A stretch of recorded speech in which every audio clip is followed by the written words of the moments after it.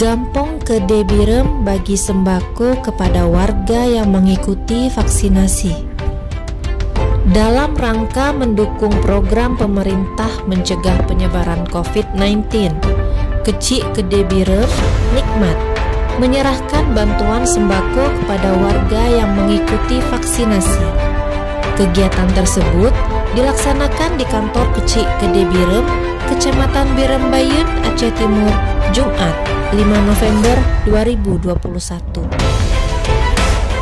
Ratusan warga mendatangi kantor Kecik untuk mengikuti vaksin, terdiri dari anak-anak, remaja, dewasa, bahkan lansia. Selain mendapatkan layanan vaksinasi, masyarakat juga mendapatkan bantuan sembako dari desa. Dengan menjalin kerjasama lintas sektor, baik dengan unsur Forkopimcam, Puskesmas, dan perangkat desa, Kecik Nikmat selaku Kecik Gampong Gede Birem sukses mengadakan kegiatan vaksinasi kepada warga Gede Birem di bawah kepemimpinannya.